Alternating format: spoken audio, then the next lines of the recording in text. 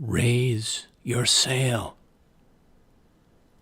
to catch the wind of your days or your dreams. Any fair wind that finds you, that comes to fill you with an eagerness to leave your harbor, set out on the tide, and seek the antipodes and serendipities of life's wider, open waters. Welcome to the latest floating poetry broadcast, and thank you for leaning in to the 96th show in my ongoing weekly series, coming to you live from the sailboat strung coast of Rhode Island. This is your poet and poetorialist Colin Goedecke, a voice for living our days more poetically, more expressively, more soulfully. Broadcast 95 was about remembering and forgetting the memorable and the ephemeral, what and how we recall or seek to recollect, what we choose to forget or file far inside, and the value of both the lasting and the fleeting in our lives and the larger world around us. This week, to raising your sail, catching every fair wind you can in your days, setting sail on every favorable tide life offers you to ride on, and being an intrepid mariner, voyager, whenever you sense the time is nigh to weigh anchor, leave your mooring and go adventuring into new waters, whether in body, spirit, or great imagination. If the cultural and artful content I've brought together here offers some opportunities for you, for us all to think, feel, and or discover into those winds, well, that's all to the good. For this show, I've chosen a largely lighter note, a gentler tack, though interesting as you listen, as I'm listening, there's quite a wind blowing here tonight, literally, through this sheltered harbor. Oh, what wonderfully and naturally fitting sound effects for us. So, let's get underway, shall we? Mark Twain. 20 years from now, you will be more disappointed by the things you didn't do than those you did. So throw off the bow lines, sail away from safe harbor, catch the wind in your sails, explore, dream, discover. Mark Twain. Well, back at the very start of 2020, without knowing how the world would turn upside down and inside out as it has since, but regardless, I decided to raise my own sail and set on a course for a new life and a new beginning. And I'm beyond glad that I did. And this is a poem from January of 2020 about that raising of my sail. It's called Setting Sail. The time and tide have come to set sail, to hoist the mizzenmast of this yearning body and spirit, weigh anchor and follow the course of my intuition, my inner navigation, north by coast to New England, to Rhode Island, and there chart a fresh chapter by the sea and its salty music, at the feet of the reflected sun and rhyming waves of clouds, moons, and stars.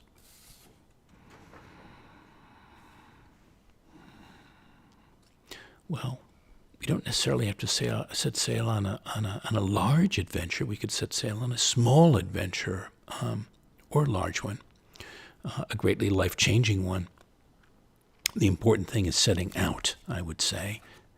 I know it's my story about that, but of life, but making the move. And came across this poem by Gregory Janakian from Alexandria, Egypt, 1956, sailing to America. We'll talk about a large adventure. The rugs had been rolled up and islands of them floated in the centers of every room, and now on the bare wood floors, my sister and I were skimming among them in the boats we'd made from newspaper, sheets of them pinned to each other, dhows, gondolas, clippers, arcs. There was a mule outside on the street, braying under a load of figs, though mostly there was quiet. A wind from the desert was putting the city to sleep. But we were too far adrift. The air was scurfy and wet, the currents tricking our bows against reef and coral, and hulls shearing under the weight of cargo. "Ahoy and belay," I called to my sister. "Avast, avast," she yelled back from her rigging, and neither of us knew what we were saying, but the words came to us from a movie. Cinemascopic, American. "Richard Widmark," I said. "Clark Gable bogey," she said. Yo-ho-ho. We had passed Cyprus, and now there was Crete or Sardinia, maybe something larger further off. The horizon was everywhere I turned. The waters were becoming turgid. They were roiling. Weeks had passed. "America, America, land ho!" I yelled, directionless. "Gibraltar," my sister said. "Heave to." And signaling a right, her arms straight out, she turned and bravely set our course, north by northwest for the New World. Did we arrive? Years later? Yes. By plane, suddenly, with suitcases and something as hazy as a future. The November sun was pale and far off. The air was colder than we'd ever felt, and already these were wonders to us, as much as snow would be or evergreens. And it would take me a long time before I'd ever remember boats made of paper, islands of wool, and my sister's voice, as in a fog, calling out the hazards, leading me on, getting us there. Thank you, Gregory Janakian, sailing to America. Malcolm Lowry from Ultramarine. Bad or good, as it happens to be, that is what it is to exist. It is though I have been silent and fuddled with sleep all my life. In spite of all, I know now that at least it is better to go always toward the summer, toward those burning seas of light, to sit at night in the forecastle lost in an unfamiliar dream, when the spirit becomes filled with stars instead of wounds, and good and compassionate and tender, to sail into an unknown spring, or receive one's baptism on storm's promontory, where the solitary albatross heels over in the gale, and at last come to land, to know the earth under one's foot and go in wild delight, ways where there is water. Thank you, Malcolm Lowry. Contemplate Richard Cecil's poem, True Sailing. True sailing is when the arms float away from the bloated trunk. Wind ropes hairs in its direction. The eyes look steadily at the bottom. When you're the island the birds can't find, the only land that's undiscovered, the straw unclutched by tiring swimmers.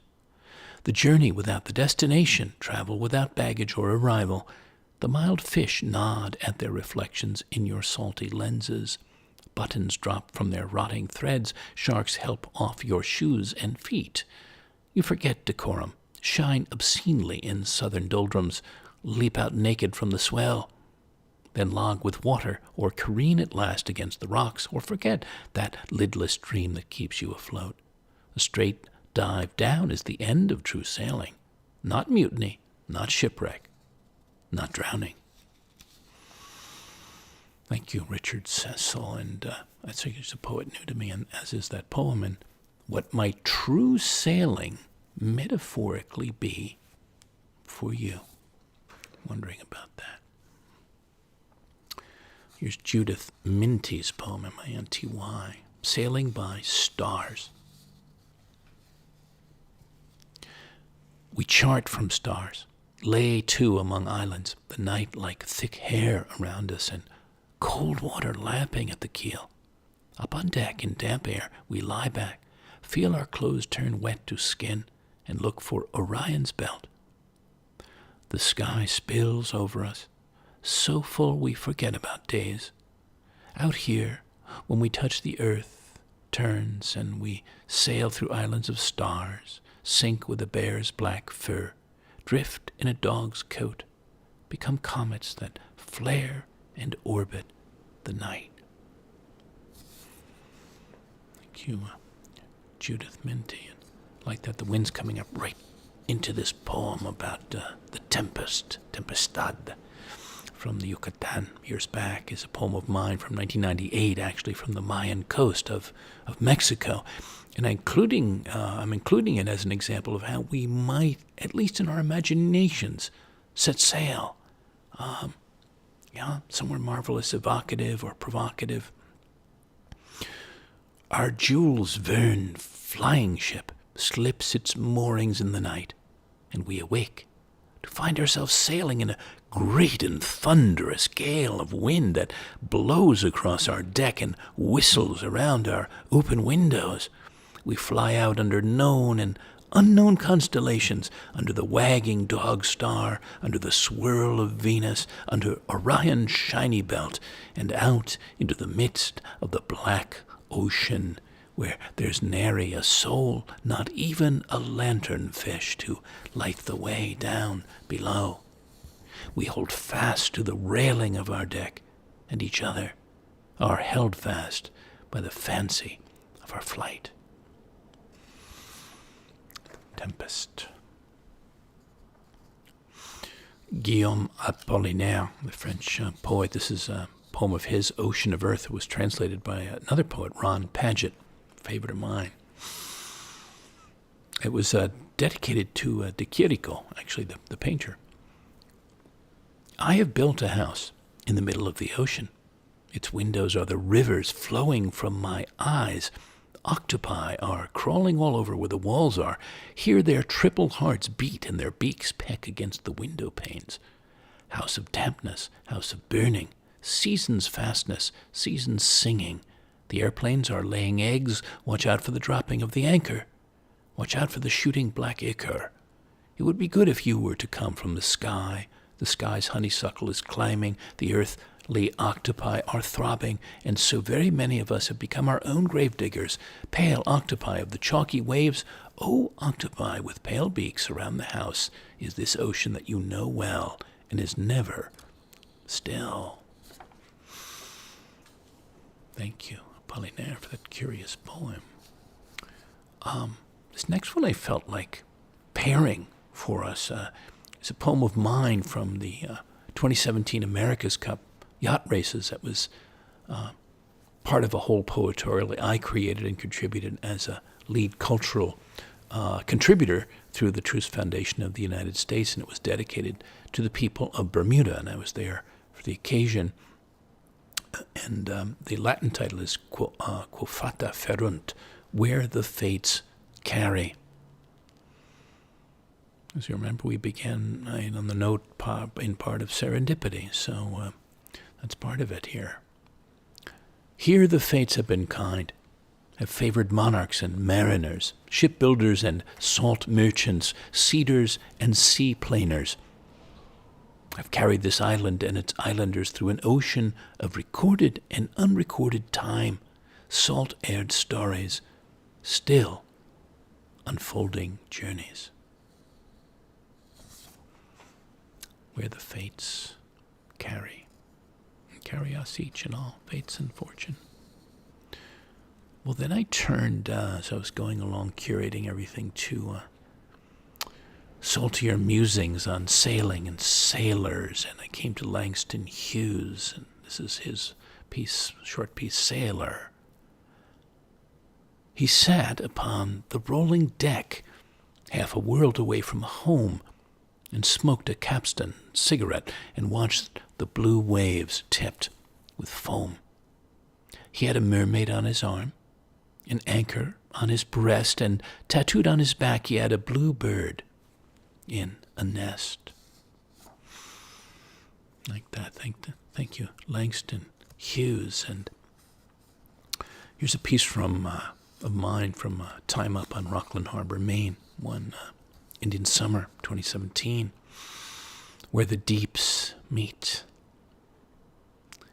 where the sky and its towering clouds, falling stars, meet the ocean and its rising tides, breaching whales, where the crystal blue air joins the mussel blue water, where anchor-weighing sailors and their broad sails inhale the voyaging wind, the billowing sun.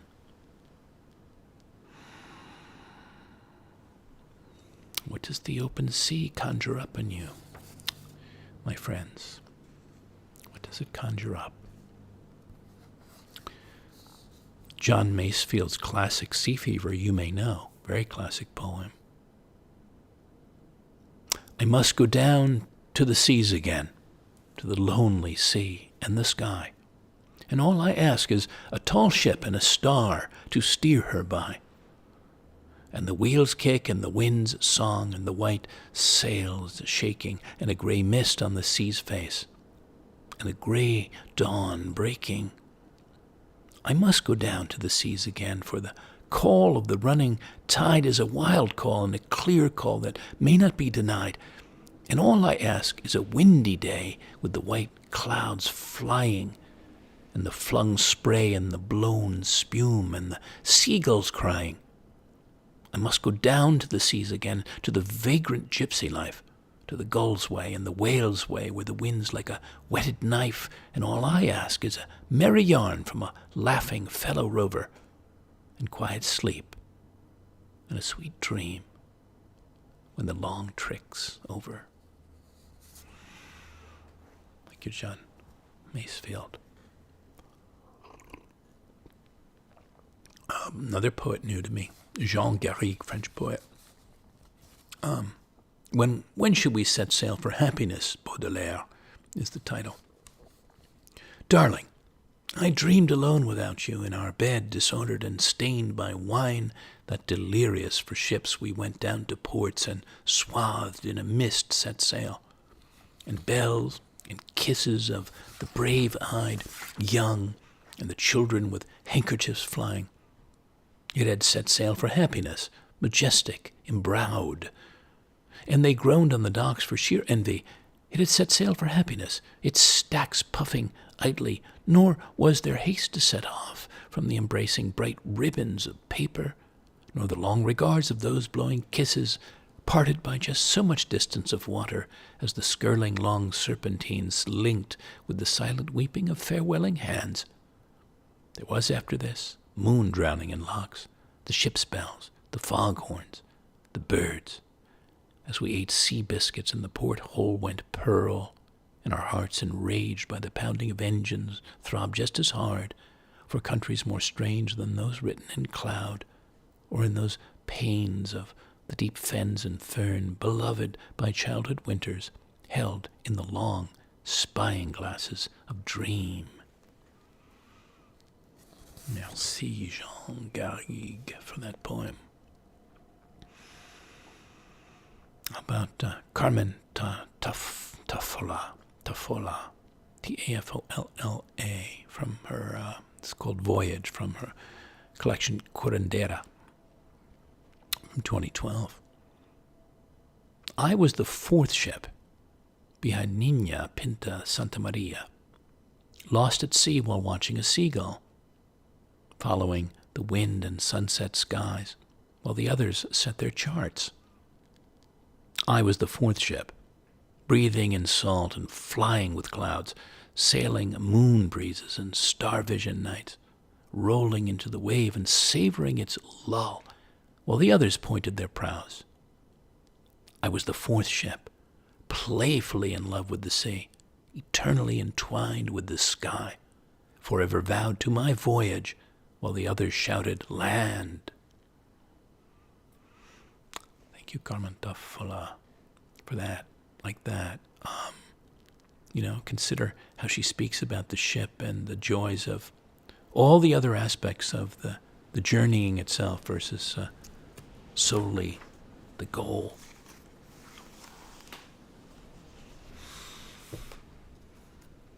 wind is quite whippy right now. Oh, if we had it outside, you'd probably never be able to hear me. I think there'd be too much wind, so just open the windows enough to let some of it in for us. Well, I have a poem for you from the Aegean, from Greece, O Ankira, the anchor, and it's a poem that I composed in the Cyclades on the ancient island of Kea back in the summer of 2012. And I'm including it because I thought of what unduly or unwantedly anchors us, holds us down or back, and how heavy a weight it can be to lift at times so that we can not only float but sail on somewhere else, or just sail on. O Ankira. Massively forged, iron links as thick as a deckhand's thigh. When weighed or lowered from the towering ferries or freighters, the metallic clanking is thunderous, clamorous, shades of something Herculean, chains straining to hold a cyclops at bay or hoist a marble architrave up a sun-struck mountainside. O Ankira, the anchor. And here's a poem, The Old God and His Sailboat. It's from the Tuscan coast where I've spent time, and here was in Forte de Marmia when I observed a scene which felt transporting as I, with a poet's eye, perceived it. An old man in the water with a miniature boat. It took on mythic proportions. The old god and his sailboat. He stands half in sea, half in air, a Neptune making sport with a small red boat, using a large bronze hand to tend a course on the now glinting waves. He wonders, half wet, half dry, why his godlike motions have little effect, how the wind has a will of its own on this warm silver afternoon in Tyrrhenia.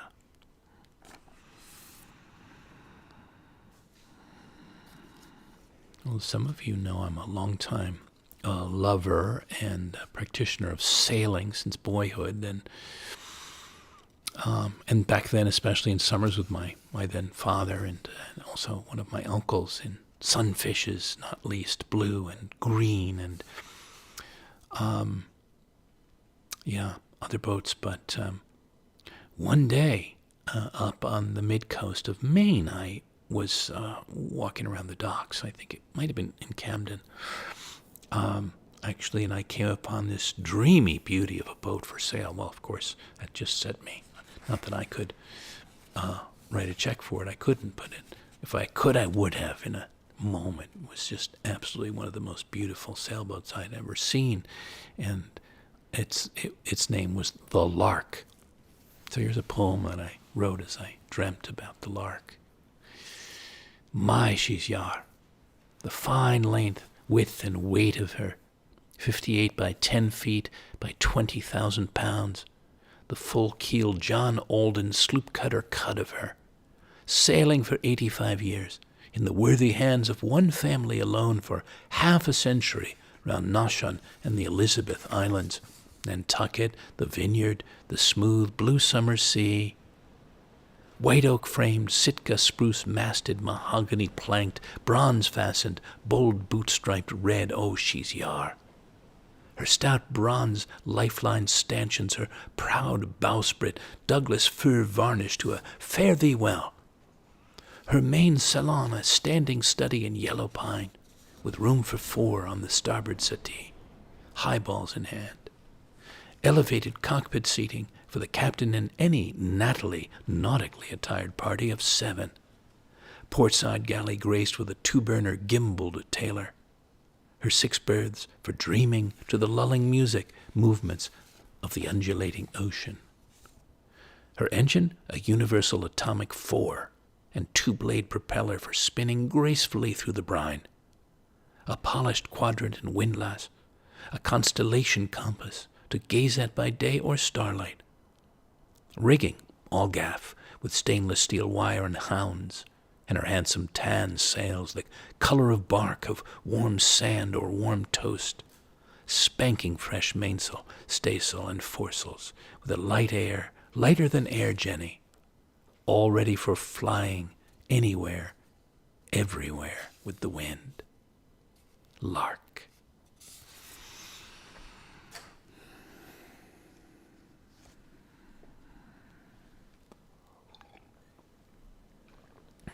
Well, recalling that musing and that poem led me to several people that I love dearly and have lauded, applauded, celebrated, and related at times to sailing and voyaging, like this poem from my dear friend Laura Lee Bruce in Sag Harbor. This was on her birthday in 2016. Ballad of the Laura Lee.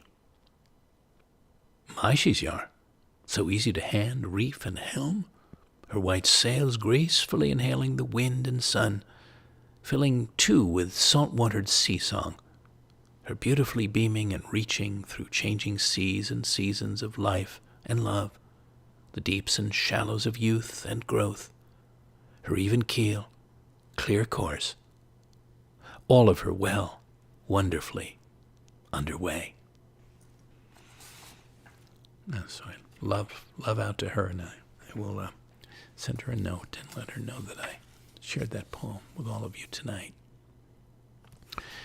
Here's another. This is a poem for a friend, an Alaskan boat captain, Dan Kowalski. This was on his 60th birthday back in 2011, so that was 11 years ago already, when you were launched.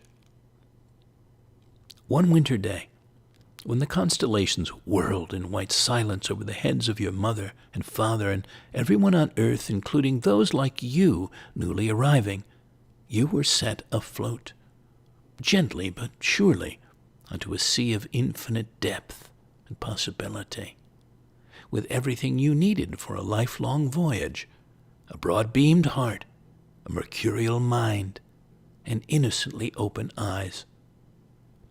In a vessel that has wondered and weathered 5 decades well, from rocking and rolling through the 50s to swinging through the 60s to exploring waters new and far, bracing and embracing up to present time, watershed time, with a spirit that has grown more buoyant and seaworthy from its seasons of seeing and feeling, a spirit that will light and guide and grace your passage through all the remarkable arcs, channels, and ports of call yet to come.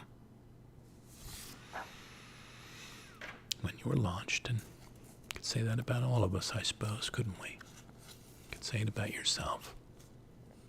And here's one more. One last is a paean to a dear and rare friend and exceptional mentor, Mike Bernstein. This was on his 80th birthday in 2019, and I actually hope to be talking with him tomorrow evening. Around the world in 81 years.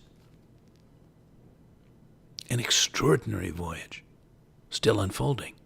Your adventure circumnavigating the world, exploring and discovering the continents and coastlines of yourself, from youth to now, from the deep interiors of your mind to the peaks and valleys of your heart, taking stock all the while of the time-swept places of life you've moved and loved through since setting foot here, in a year of Superman, DiMaggio, and men of the day in high-crowned hats, of all the new and old landscapes of human curiosity, man-made complexity, great earthly beauty, perpetual mystery, never less than eagerly embracing the whole journey, wide-eyed to the end, that you keep shaping and being so serendipitously shaped by.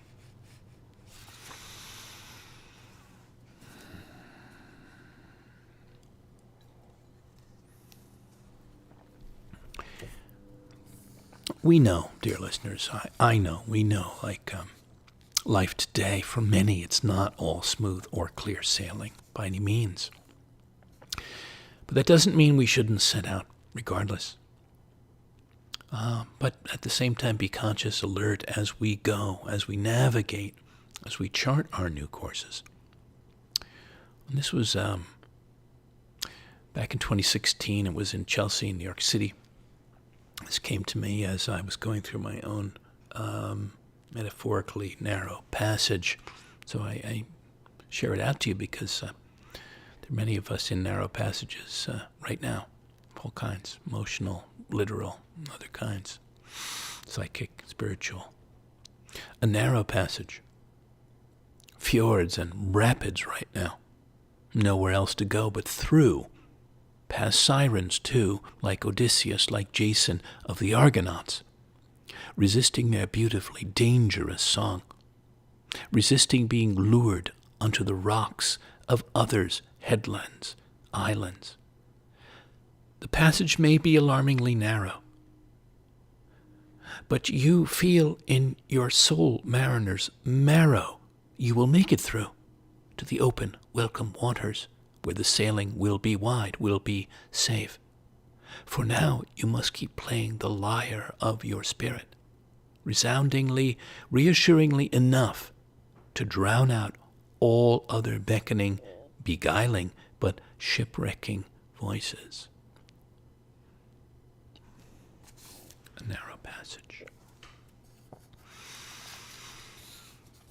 And here's the poet all at sea. Is after the famous poem, The Ancient Mariner. It's a poem of recognition, I could say, and relief in some way. It's from the start of 2019, and it can be said that certain chosen sailings, voyagings, can be incredibly redeeming, can be liberating for us, even early on, but certainly often essential if we want to keep our life's hearts and spirits afloat. The poet all at sea. How a poet, having passed the known line, was driven by storms to a foreign pole of dark shores, and how from that lost place he made his course true north to a latitude of great light, and of the curious things that came to pass on his depthful voyage, and in what manner the poet came to his truest sense and place of belonging.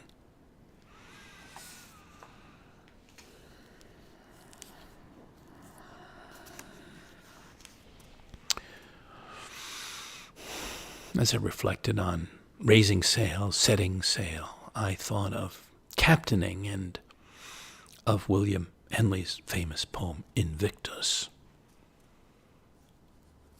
Out of the night that covers me, black as the pit from pole to pole, I thank whatever gods may be for my unconquerable soul. In the fell clutch of circumstance I have not winced, nor cried aloud. Under the bludgeonings of chance, my head is bloody, but unbowed. Beyond this place of wrath and tears looms but the horror of the shade, and yet the menace of the years finds and shall find me unafraid. It matters not how strait the gate, how charged with punishments the scroll. I am the master of my fate. I am the captain of my soul. Thank you, William Henley. And dear listeners, no matter what, we must always be our own and best captains of our lives, our souls, our days, always at the helm. Good hand on the helm.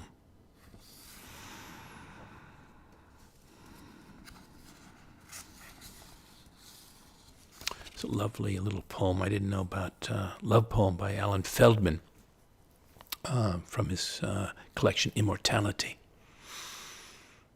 The sail is so vast when it's laid out on the driveway, I stake it with a screwdriver through the shackle at the tack to stretch it smooth, pulling on the head and clew. Now it's smooth as a night's worth of new snow. My wife, my partner, has been torn from her busy day. We face each other across the sail's foot, and with my right hand in her left hand, I'm right-handed, she's left-handed. We pull an arm's length of the sail down over itself, then do this again, keeping my left hand and her right hand toward the foot. Each fold is easier since the sail grows narrower near the top. Then we fold toward each other, and I wrap my arms around it while she holds the bag's mouth open, the gray bag that will cover it through the winter. Then I thank her, and the driveway is visible again as it is in spring when all the snow is melted. Like that, I thought that was charming. And on a love note, Earthmates is one of my, I was thinking of First Mates, obviously, and a play on that, and this is from years back of mine. And there have been times, obviously, for me and many others when setting out into a deep relationship was like setting sail into great, new and invigorating and often inspiring, if challenging, waters. Would you agree? Earthmates. Let's join our hands, fill our hearts like billowing sails, and go, without further ado, on life's calling tide, its favoring currents. Turn our faces to the sun, the guiding stars. Tune our ears to the music of the days, our dreams, each other's sea-song eyes. Lean our lovers' bodies, salty and wild, eagerly into every wind and wonder. Earthmates. There's a delightful book, if you don't know it, an Englishman wrote sometime back. I can't remember whether it was the 30s. I'm guessing it was the 30s. Jerome K. Jerome, Three Men in a Boat. Oh, it's a great, charming yarn about sharing time with chosen friends, really, if you had to distill it down. And he wrote in that book, here's an excerpt, "Throw the lumber over, man. Let your boat of life be light, packed with only what you need. A homely home and simple pleasures, one or two friends worthy of name, someone to love and someone to love you, a cat, a dog, and enough to eat and enough to wear, and a little more than enough to drink, for thirst is a dangerous thing." Thank you, Jerome K. Jerome. Well, I was thinking so many memories of sailing throughout my life in all different places and types of boats and experiences, and I was wondering what any of your adventures, small or large, your encounters, your experiences were around actual sailing. I'd be delighted to know and exchange stories or thoughts. This is one of many of mine. This was from Sullivan, Maine. The Sailor and the Seal. Tacking toward home in a soft wind, you pop up off the bow like a periscope, your smooth head sleek with salt water, blonde mustache oiled, nose like a Kalamata, round eyes glistening, and seeing us approach, you dunk down again below the surface and disappear into the clear, fish-filled harbor. The Sailor and the Seal.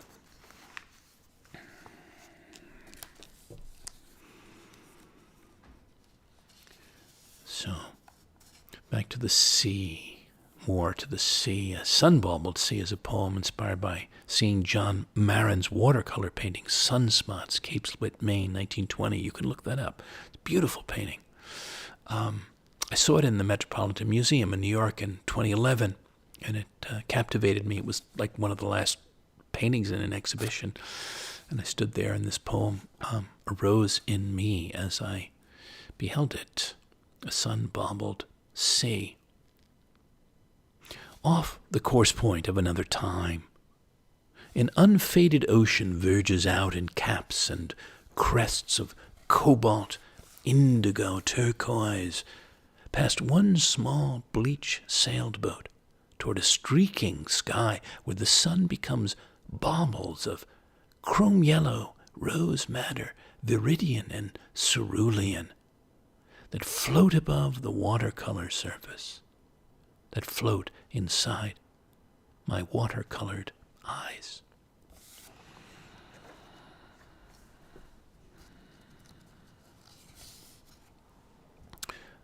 Missing the Boat by Naomi, Nigh, Nye.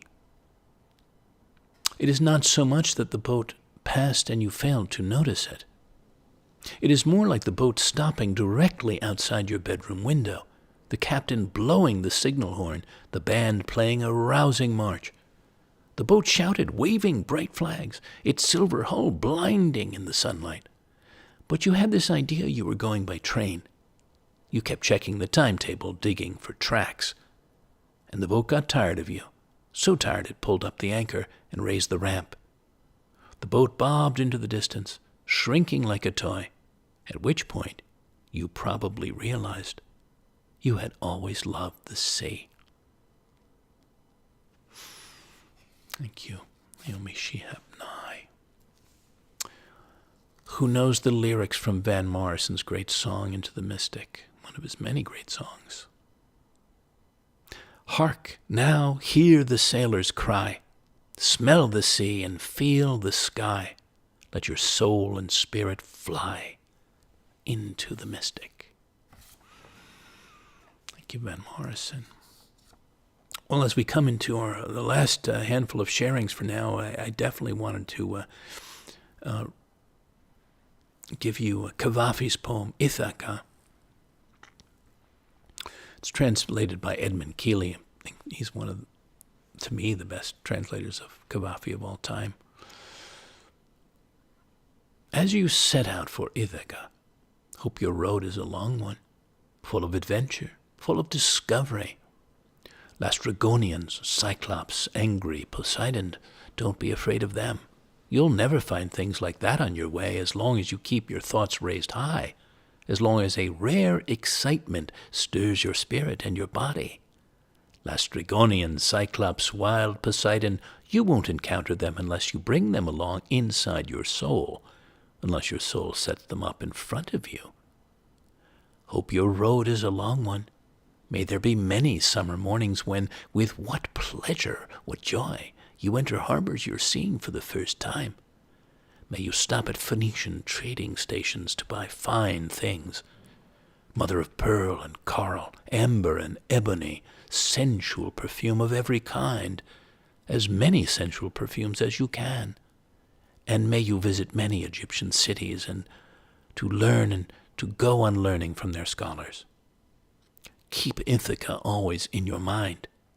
Arriving there is what you're destined for. But don't hurry the journey at all. Better if it lasts for years, so you're old by the time you reach the island, wealthy with all you've gained on the way. Not expecting Ithaca to make you rich. Ithaca gave you the marvelous journey. Without her you wouldn't have set out. She has nothing left to give you now. And if you find her poor, Ithaca won't have fooled you. Wise as you will have become, so full of experience, you'll have understood by then what these Ithacas mean. Thank you, Cavafy. Well, that, I don't know if it directly inspired a poem later of mine, years later. But subconsciously it could have. It certainly in terms of Odyssey and Odysseus and the Odyssey. This poem came into me some years back. It's called Our Odysseys. And, as each, and for all of us who take to life's open waters, who choose to venture forth into the unknown, to be captains courageous in our ways, and as he talked about going... depends on what we take with us and depends on how we handle what goes on when whatever we encounter. So this is Our Odysseys. No fingerprints of any two Odysseus's alike. Each of us with our own epic to live and tell, our own Ithacas to seek, to journey to, our own wanderings and concealments, friendships and testings, omens, demons, passions, questions to contend with, along the wild, unknown way. Touched at times by the graces, sometimes caprices, of greater and lesser gods, of the singular lands and seas we wind up traveling, traversing. All the joyful and painful passages, encounters, vantages, offering each of us one-of-a-kind chances and choices, egoic to heroic, to see, to take, to make, at every turn.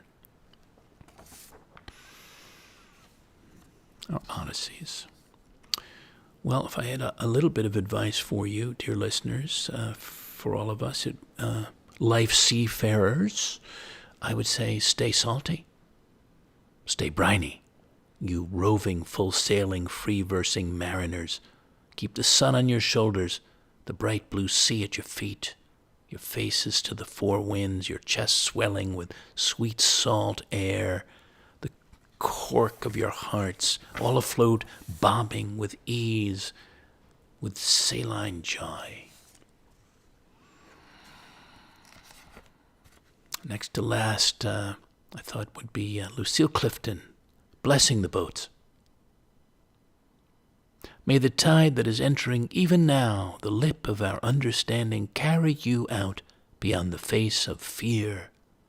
May you kiss the wind, then turn from it certain that it will love your back. May you open your eyes to water, water waving forever. And may you, in your innocence, sail through this to that. Thank you, Lucille Clifton. And last for now, this is a poem from the Yucatan coast from Mexico in the winter of 1998. Velero, sailboat. The wind can blow you, carry you to a new world. Let your sails inhale the oceanic air, pull you through salty swells and seas of stars to another place of living, to another harbor of belonging. Thank you again, each and all, for leaning in, floating in, feeling in to this broadcast. And to those of you who tune in regularly and intermittently, I'm fortunate to have you, a beautifully blooming community of listeners and appreciators. And to see, as we go along, what themes draw a much greater number of you at times, sometimes unexpectedly, like Show 64 on the wind and the rain, or Broadcast 57 on the wonders of women and womanhood. If you have a desired theme, or question, or comment, or kudo, please send me a note. I'd be delighted to hear from you. My email is colin@thepoetorialist.com. If you'd like to give thanks for this show or other shows with a donation, I'd be very happy, because your support makes all my work on these free weekly programs more manageable. You can contribute by PayPal or Venmo or directly through my site, thepoetorialist.com, and the donate tab that's there, or by mail to me at P.O. Box 1032, Westerly, Rhode Island 02891. If you're a patron who may like to host me as a working artist, poet in residence, going forward to shape a new flight of poetic art and dedicated to you, please reach out to explore the opportunity. I do also welcome invitations to be a virtual artist in residence, a poetic presence for an online community. Meanwhile, you can hear all the broadcasts online, on YouTube, on the Floating Poetry playlist. I hope you'll lean in again, soon again. Until then, dear listeners, here's to raising your sails to catch, to inhale all the winds of opportunity, possibility, good fortune that grace your living, your life passages, and to being a good captain with a steady hand on the tiller and a keen eye on the ways and whims of your own calling winds and waters. Goodbye for now, and good spirits.